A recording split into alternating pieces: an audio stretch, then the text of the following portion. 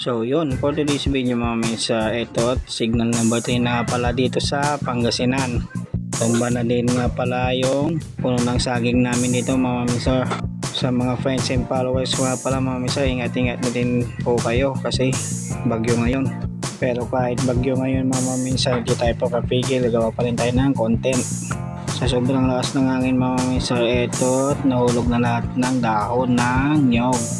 At sana din mga misa matapos itong bagyong ito kasi ang tagal na namin hindi nakatinda. So kanina nga pala ito nakita ko si Bayogi na naglilinis ng nahuli niyang nabanitan niya. Kasi kanina mga misa may pinuntahan din kami para kumuha din ng barungrong. So yun nga pala yung ipiprito natin mamaya maya. Ka muna Junjun. So pagpasok ko nga din ng bahay, ito nga at nagpe-prepare na din sila ng maulamin namin at ito yung sinasabi kong ipiprito natin. So tinanggalan natin yan sa may loob ng shell ng barungrong kung tawagin dito sa amin. At ito nga po ako yung tagapigpit. Ang kagandahan lang dito sa probinsya namin sa libre lagi ang ulam. Magsipag ka lang talaga na kumuha. Kasi mga misa pagbibili mo sa bayan ay nako napakamahal na yan. So pag-comment na din kung taga saang probinsya kayo para alam ko kung saan umabot itong video na ito. Sa part na ito tamang kismisal lang muna kami. Yun, tapos na. Ito naman pala gininisan. Kasi tanggalin ng mga natitirang shell.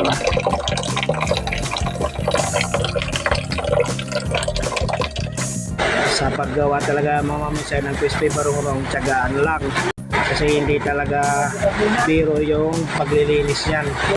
Mga ilang oras ka din bago matapos, pero pag natapos mo naman yan mga misa ay talaga successful, masarap. O crispy fry ay narin na lang, wala tayong itlog yung finish product. Ito lahat, meron pa doon. Dami. Yan, nailagay natin crispy fry. Alalay na lang natin yan sa harina. Spicy. Ito sa kabila is ginataan. Yan ang gagawin natin, ginataan. May mga ricado. So ito naman yung panggata. Yan. So, nakapagdingas na dito. Bila.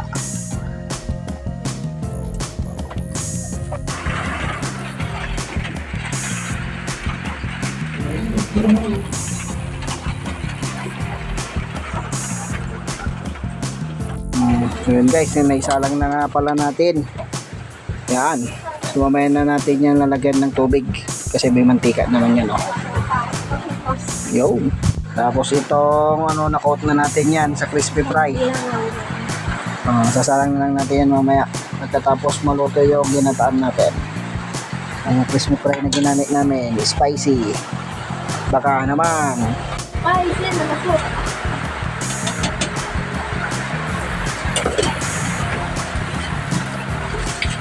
Nasa paggabi kasi, nasa paggabi. Wow.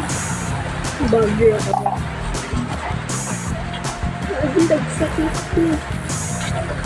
ako. Ngayon guys, nalaga na natin yung barungrong, lagay na natin yung gata. Yan. Pasensya nyo na kasi masyadong mainit, mausok. Yun nakakayo din kasi kami mga maminser. Yan. So lagay na natin yung natitirang niya, gata, tapos yung bitchin, asin. Yan. So sunod na natin yung pechay tsaka yung sili mga misa, yan, para sabay-sabay na maluto. Yan. So pagkulo nyan, okay na yan mga misa. Yun. Yan guys, luto na yung barungrong natin. Hinangon na natin. Ito na yung finish product. Wow. So isunod na natin yung itong barungrong. Yan. Ayan guys, lalagay na natin sa isa.